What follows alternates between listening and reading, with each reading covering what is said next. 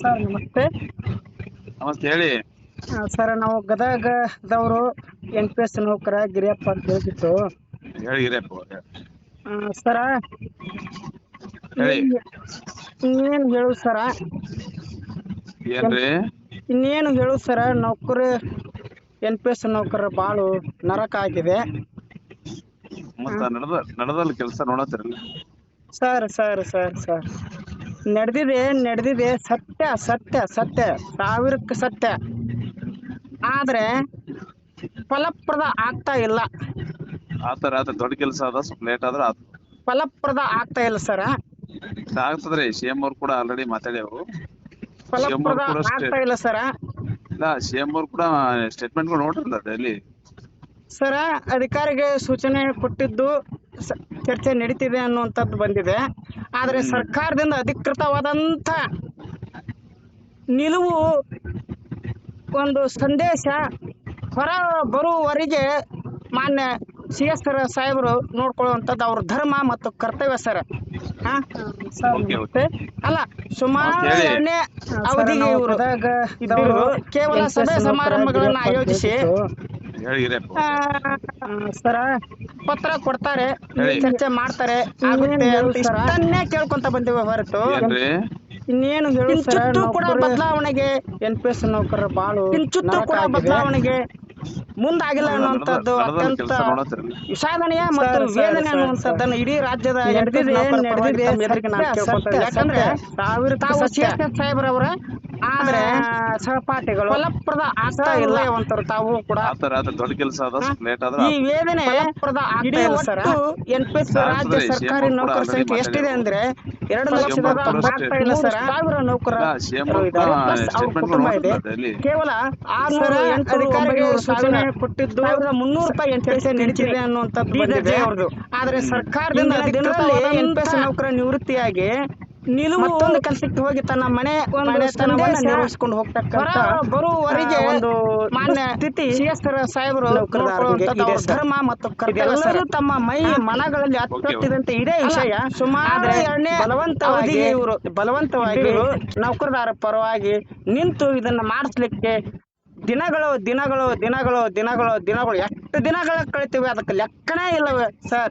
ಇವತ್ತಿನ ಕೂಡ ಬಿಜಾಪುರದಲ್ಲಿ ಸಭೆ ಇದೆ, ಅಲ್ಲಿ ಹೋಗ್ತಾರೆ, ಆಗುತ್ತೆ, ಮನವಿ ಕೊಟ್ಟಿದ್ದೇವೆ, ಸರ್ಕಾರ ಸ್ಪಂದನೆ ಮಾಡ್ತಾ ಇದೆ ಅಂತ ಇಷ್ಟನ್ನೇ ಹೇಳ್ಕೊಂಡು ಪ್ರತಿ ಸಮಾವೇಶ ಪ್ರತಿ ಸಭೆಗಳಲ್ಲಿ ಇಷ್ಟನ್ನೇ ಕೇಳ್ಕೊಂತ ಬರ್ತೇವೆ ಸರ್. ಆದ್ರೆ ಬಹಳ ಖೇದನೀಯ, ಬಹಳ ವಿಷಾದನೀಯ ಇದು. NPS ನೌಕರರ ಬಹಳ ದುಸ್ಥಿತಿ ಮತ್ತು ಅಧೋಗತಿಗೆ ಇದೆ.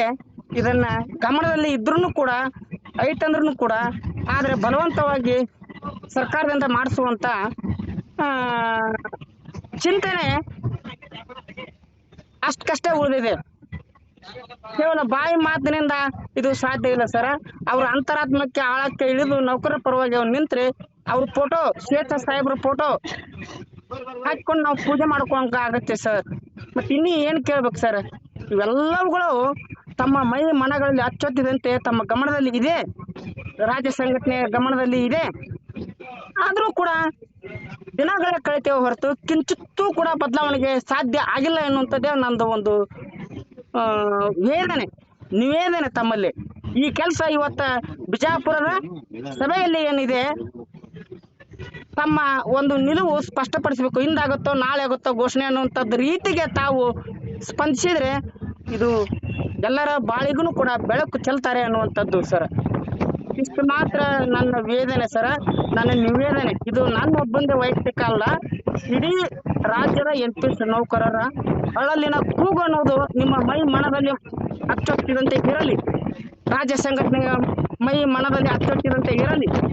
ಆ ರೀತಿಯಲ್ಲಿ ತಮ್ಮ ಒಂದು ನೇತೃತ್ವ, ತಮ್ಮ ಒಂದು ಸೌಹಾರ್ದತ್ವ ನೌಕರ ಪರವಾಗಿ ಇರಬೇಕು.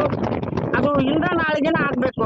ಸುಮ್ಮನೆ ದಿನಗಳ ಕಳೆದ್ರೆ ವ್ಯರ್ಥ ಸರ್, ವ್ಯರ್ಥ ವ್ಯರ್ಥ ವ್ಯರ್ಥ ವ್ಯರ್ಥ ವ್ಯರ್ಥ ವ್ಯರ್ಥ.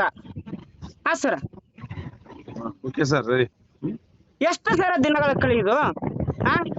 ಈಗ ನಿಮ್ ವಿಶ್ವಾಸ ನಂಬಿಕೆ ಇದು ನಿರಂತರ ಇದೆ. ವಿಶ್ವಾಸ ಇದನ್ನ ಹೇಳ್ಕೊಂಡ ಬಂದಿರೋದು, ಈಗ ಇಲ್ಲಿವರೆಗಿನ ಇದನ್ನ ಹೇಳ್ಕೊಂಡ್ ಬಂದಿರೋದು. ಮೊನ್ನೆನೂ ಕೂಡ 28 ಎಲ್ಲೇ ಶಿವಮೊಗ್ಗದಲ್ಲಿ ಖಂಡಿತ ಆಗಿದೆ. ಮೊನ್ನೆ 11ಗೆ ಕೂಡ ಬೆಂಗಳೂರಲ್ಲಿ ಖಂಡಿತ ಆಗಿದೆ. ಈ ಹಿಂದಿನೂ ಕೂಡ ಎಷ್ಟೋ ಸಭೆ ಸಮಾರಂಭ ವೇದಿಕೆಗಳಲ್ಲಿ ಕೇವಲ ಬಾಯಿ ಮಾತುಗಳ ಮೂಲಕ ಭರವಸೆ ನಂಬಿಕೆ ವಿಶ್ವಾಸ ಅಂತ ಇದೆ. ಆದ್ರೆ ಇದರ ಜೊತೆ ಜೊತೆ ದಿನಗಳ ಕಳೆದು ಭವಿಷ್ಯಕ್ಕೆ ಒಂದು ಭವಿಷ್ಯದ ಬಾಳಿಗೆ ಮತ್ತು ಕತ್ಲೆನ ಹೊರತು ಬೆಳಕು ಚೆಲ್ತಕ್ಕಂತ ಪ್ರಯತ್ನ ರಾಜ್ಯ ಸಂಘಟನೆಯಿಂದ ಆಗಿತ್ತು, ಇನ್ನೂವರೆಗೆ ಆಗಿಲ್ಲ. ಇದು ಏನಾಗುತ್ತೋ ಅನ್ನೋದೇ ನಮ್ಮ ಕನಸು. ಇಲ್ಲ ತಪ್ಪು ತಿಳ್ಕೊಂಡ್ರೆ ಆ ರೀತಿ ಏನಿಲ್ಲ. ಅಲ್ಲ ಸರ್ ನಾನು ಹೇಳೋಣ ಅರ್ಥ ಆಗುತ್ತಾ, ಇದು ನನ್ನ ಒಬ್ಬಂದಲ್ಲ. ಇಲ್ಲ ನಾನು ಕೂಡ NPS ಕೊಡ್ತಾರ, ನಮ್ಮ ಫ್ಯಾಮಿಲಿ NPS ಕೊಡ್ತಾರ. ಎರಡನೇ ಮಾತಿಲ್ಲ, ಬಂದಾರೆ ಶೇಷ ಸಾಹೇಬ್ರು ಕೂಡ ಇದು ನನ್ನ ಫ್ಯಾಮಿಲಿಯಲ್ಲಿ ಅದಾರ ಅಂತಾರ. ಇಲ್ಲ ಈಗ ಮೊನ್ನೆ ಮುಖ್ಯಮಂತ್ರಿ ಮತ್ತು ಉಪ ಮುಖ್ಯಮಂತ್ರಿ ಸ್ಟೇಟ್ಮೆಂಟ್ ನೋಡಿದ್ಮೇಲೆ ಸಾಕಷ್ಟು ಬದಲಾವಣೆ ಆಗ್ಯದ. ನೀವು ಆ ರೀತಿಯ ತಪ್ಪು ಕಲ್ಪನೆ ಎಂದು ಇಟ್ಕೋಬಾರ್ರಿ. ಈ ಕೇವಲ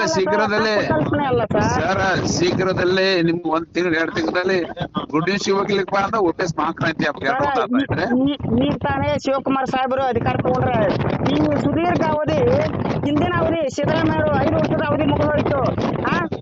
ನಂತರ 3 ವರ್ಷದ ಅವಧಿ ಮುಗಿದು ಹೋಯ್ತು. ಮತ್ತೆ ಎಲ್ಲಿದ್ರು ಇವ್ರು ಸಾಹೇಬ್ರು? ಏನ್ ಮಾಡಿದ್ರು? ಕಿಂಚಿತ್ ಬದಲಾವಣೆ ಏನ್ ಮಾಡಿದ್ರು ಸರ್? ನಿಮ್ಗೆ ಬರ್ಬಹುದು, ಆದ್ರೆ ವೇದನೆ ಇದು. ಕೇಳಿ ಪಾಪ ನಿಮ್ ಅಕ್ಕ ಕೇಳಿ ಅದ್ರ ಬಗ್ಗೆ ಎಣ್ಣೆ ಮಾತಿನ ನಾವೊಂದ್ ಅನ್ಸಲ ಏನಪ್ಪಾ ಅಂದ್ರೆ 2 ತಿಂಗಳಲ್ಲಿ ಒಂದು ಗುಡ್ ನ್ಯೂಸ್ ಸಿಗ್ಬೋದು. OPS ಮಹಾಕ್ರಾಂತಿ ಎರಡರ ಒಂದಾತ ಸ್ವಲ್ಪ ಸಹಕರಿಸ್ರಿ ಆಯ್ತಾ? ಓಕೆ ಸರ್ ಓಕೆ ಅನ್ಬೇಡ್ರಿ. ಇವತ್ತಿದು ಸ್ಪಷ್ಟ ಅವ್ರ ನಿಲುವು ನಾನು ಏನ್ ತಗೊಂಡಿಲ್ಲ. ಆಗಲ್ಲ ಯಾಕಂದ್ರೆ ಇಲ್ಲಿ ನಾವು ಪ್ರತಿಭಾ ಪುರಸ್ಕಾರ ಕಾರ್ಯಕ್ರಮದಲ್ಲಿ ಅದ್ರ ವಿಷಯಗಳನ್ನು ನಾವು ಜಾಸ್ತಿ ಇದು CM ಅವರು ಮತ್ತು ಉಪಮುಖ್ಯಮಂತ್ರಿ ಕ್ಯಾಬಿನೆಟ್ ದಲ್ಲಿ ಚರ್ಚೆ ಫೈನಲ್ ಆಗುತ್ತದ. ಆಲ್ರೆಡಿ ಕೂಡ ಮುಖ್ಯಮಂತ್ರಿ ಕೂಡ ಹೇಳ್ಯಾರ, ನಿಮಗ ಕ್ಯಾಬಿನೆಟ್ ಚರ್ಚೆ ಮಾಡ್ತಿರ್ತಾರೆ ಶೀಘ್ರದಲ್ಲಿ ಹೇಳ್ಯಾರ. ಸಚಿವ ಸಂಪುಟ ಕೂಡ ಪೂರ್ಣ ಓಡಬೇಕಲ್ಲ, ಅವ್ರು ಕೂಡ ವಿಶೇಷಗಳು ಇರ್ತಾವ. ನಾವು ಪ್ರತಿಕ್ಷಣನೂ ಅವ್ರು ಬೆನ್ನದ್ದೇವಪ್ಪ ಅಂತ ಮತ್ತೆ ನೆಗ್ಲಿಜೆನ್ಸ್ ಆತೇವು. ಮನೆ ಕೂಡ ಅವ್ರ ಬರ್ತ್ಡೇ ದಿನ ಅಧ್ಯಕ್ಷ ಕೂಡ ನಾವು ಮುಖ್ಯಮಂತ್ರಿ ಕಚೇರಿಗೆ ಭೇಟಿ ಬಂದೆವು. ಅವ್ರು ಕೂಡ ಹೇಳ್ಯಾರವತ್ತ ಸ್ಟೇಜಲ್ಲಪ್ಪ ನಾ ಕರಿತೀವಿ, ಸ್ವಲ್ಪ ಸಚಿವ ಸಂಪುಟ ವಿಸ್ತರಣೆ ಆಗೋಣ ಕರ್ ಚರ್ಚೆ ಮಾಡಿ ಫೈನಲ್ ಮಾಡ್ತಿದ್ದಾರೆ. ಅದ್ರ ಬಗ್ಗೆ ಮತ್ತೆಲ್ಲ ವಿಶ್ವಾಸ ಇಟ್ಕೊಳ್ಳಿ ಸರ್. ರಾಜ್ಯ ಸಂಘಟನೆ ಮೊದಲಿನಿಂದನೂ ಇದನ್ನೇ ಹೇಳ್ಕೊಂಡು ಬರ್ತಾ ಇದೆ, ಇದನ್ನೇ ಹೇಳ್ಕೊಂಡು ಬರ್ತಾ ಇದೆ. ಆದ್ರೆ ನೌಕರರ ಬಾಳಿಗೆ ಬೆಳಕಾಗ್ತಕ್ಕಂತ ಈ ರಾಜ್ಯ ಸಂಘಟನೆ ಇದು ಮಾರಕ ಅನ್ನುವಂಥದ್ದೇನೆ ಎಲ್ಲರ ಮನದಲ್ಲಿ ಅಚ್ಚೊತ್ತಿದೆ. ತಪ್ಪು ಸಂದೇಶ ಕೊಡ್ಬೇಡಿ ದಯಮಾಡಿ, ಆ ರೀತಿ ಅಲ್ಲ. ನಾವು ನಿಮ್ ಜೊತೆ ನಿಮ್ಮ ಬಾಳಿಗೆ ಎಲ್ಲೇ ಇವರು ಬೆನ್ನಲ್ಲಿ ಬದಾರ ಅನ್ನುವಂತ ಅರ್ಥ ಬಂದಿದೆ. ಯಾಕಂದ್ರೆ ಹಿಂದಿನ 5 ವರ್ಷದ ಅವಧಿಯಲ್ಲಿನೂ ಕೂಡ ಅದೇ ಸಾಗಿ ಬಂತು ಕಾಂಗ್ರೆಸ್ ಸರ್ಕಾರದಲ್ಲಿ. ಈ 3 ವರ್ಷದ ಅವಧಿ ಕೂಡ ಸಿದ್ದರಾಮಯ್ಯ ಸರ್ಕಾರ ಹಂಗ ಸಾಗಿ ಬಂತು. 2-3 ತಿಂಗಳ ಸ್ವಲ್ಪ ವೇಟ್ ನೋಡ್ರಿ. ಸರ್ ಸಹನೆಯ ಕಟ್ಟೆ ಹೊಡೆದಿದೆ ಎಲ್ಲಾ ನೌಕರರು ಹೊಡೆಯುವ ಸಾಧ್ಯ. ಯಾಕಂದ್ರ ಕಾರಣಕರ್ತರು ಶೇಷ ಸಾಹೇಬ್ರ ಅನ್ನೋದನ್ನ ತಮ್ಮ ಮೈ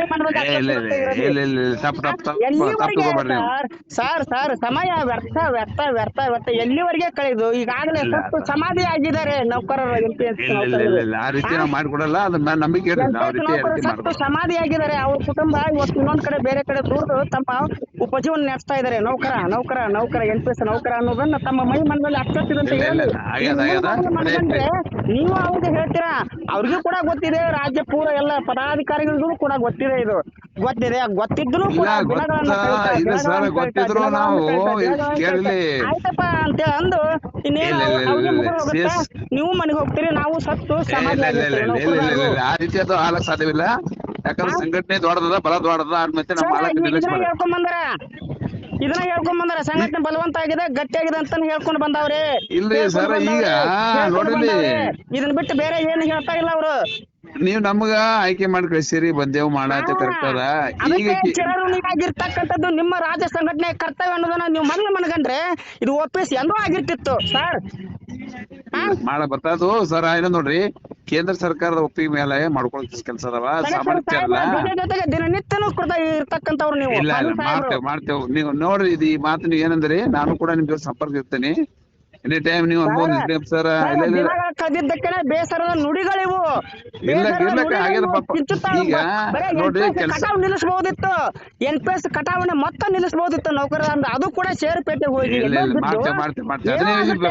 ಏನೋ ಆಗುತ್ತೆ. ಇದನ್ನ ಮನಗಂಡ್ರಿ ಸರ್, ಮನಗಂಡ್ರಿ ಸುಮ್ನೆ ಆವ ಇವ 10 ಹಲವಾರು ಯೋಜನೆಗಳ ಜೊತೆ ಜ್ವಲಂತ ಸಮಸ್ಯೆ ಅಂತಂದು ವೇದಿಕೆ ಮೇಲೆ ಭಾಷಣದಲ್ಲಿ 1000 ಸಲ ಹೇಳಿದ್ದಾಗೈತಿ ಶೇಷ ಸಾಹೇಬ್ರು. ಎಲ್ಲಿ ಮನಗಂಡಾರ ಸರ್, ಈಗ ನಾವೊಂದ್ ಮಾತಾಡ್ರಿ, ಈಗ ಹಣ ಕಟ್ಟಾಗೋದು ಕಟಾವಣೆ ಬಂದ್ ಮಾಡ್ತಕ್ಕಂಥ ಫಸ್ಟ್ ಗುರಿ ನಮ್ದು ಅದೇ ಅದ. ಈಗ ಸರ್ NPS ಒಂದು ಜ್ವಲಂತ ಸಮಸ್ಯೆ ಅಂತಂದು ಮೊದ್ಲೇ ಅವಧಿನೂ ಕೂಡ ಕಳೆದಾರ, ಇದು ಕೂಡ 2ನೇ ಅವಧಿನ ಬಿಡಲ್ಲ. ನಾ ಮುಂದೆ ಅವಕಾಶ ಇಲ್ಲ ನೋಡ್ರಿ. ನಂಬಿಕೆ ಇಟ್ಕೋರಿ, ನಂಬಿಕೆ ಮುಗಿದು ಹೋದ ಕತೆ ಸರ್.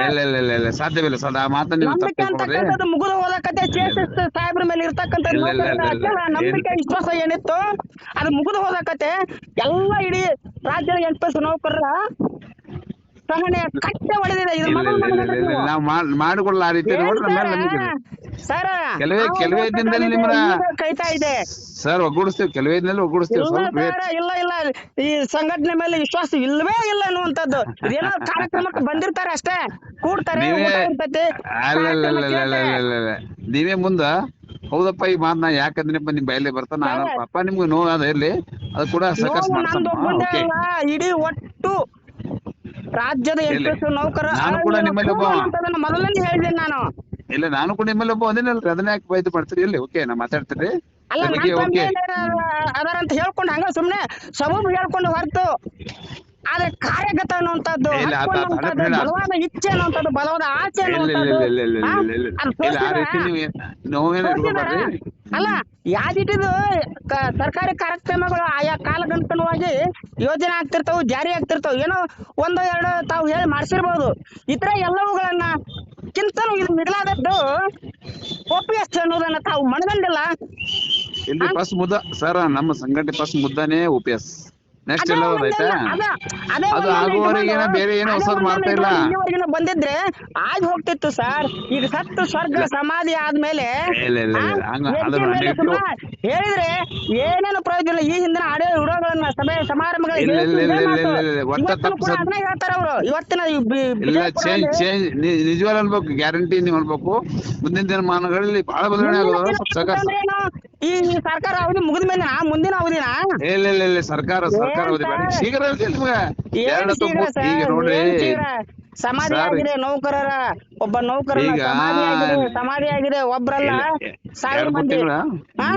2-3 ತಿಂಗಳು ಸರ್ಕಾರ ಮಾಡಮ್ ನಾವು ನೀವು ಕಲ್ತೆ ಏನ್ ಮಾಡಕ್ಕಾಗಲ್ಲ. ಯಾಕಂದ್ರ ಸರ್ಕಾರ ನೋಡ್ರಿ, ಎಷ್ಟೆಲ್ಲ ಮಾತಾಡ್ಬೇಕಾದ್ರೆ ನನ್ನ ವೇದನೆ ನಿಮ್ಗೆ ಅರ್ಥ ಆಗಿಲ್ಲ ಅಂತ ತಿಳ್ಕೊಂತೀನಿ. ಆಗ್ಯದ ಆದ್ಮೇಲೆ ನಾನು ಕೂಡ ಸರ್ ಇನ್ನು ನಾ 20 ನಿಮಿಷ ಆಗಿಲ್ಲ ಇಲ್ಲ 20 ನಿಮಿಷ ನಿಮ್ ಮಾತನ್ನ ಸಹನ ಕೇಳ್ಬೇಕಪ್ಪ ನಿಮ್ ನೋಡ್ ಗೊತ್ತಾಗಿ ಕೇಳಿನ ಐತ್ರಿ. ಇದನ್ನೆಲ್ಲ ಇದನ್ನೆಲ್ಲ ಯಾಕೆ ಹೇಳ್ಕೋಬೇಕಾಗಿತ್ತು ಅಂದ್ರೆ ಇದು ನಿಮ್ಗೆ ಮುಂಚೆ ಗೊತ್ತಿದೆ. ಆದ್ರೂ ಕೂಡ ಸಭೆ ಮಾಡ್ಕೊಂತ ಯೋಜನೆ ಇದೋ ಇನ್ನೊಂದು ಮತ್ತೊಂದು ಮಾಡ್ಸೇವಂತ ಹೇಳ್ಕೊಂತವ್ರ ಜೊತೆಗೇನೆ ಸಮಸ್ಯೆ ಅನ್ನೋದನ್ನ ತಾವು ಮನಗಂಡಿಲ್ಲ. ಅದನ್ನ ಮಾಡ್ಲಿಕ್ಕೆ ಪ್ರಯತ್ನ ಪಟ್ಟಿಲ್ಲ ನೀವು. ಹಂಗ ಸುಮ್ಮನೆ ಹೇಳಿಕೆ ಕೊಡ್ತಾ ಬಂದಿರಿ, ಇವತ್ತನ್ನು ಕೊಡ್ತೀರಿ. ಏನಾಗುತ್ತೆ ಇದರಿಂದ ಏನಾಗತ್ರಿ?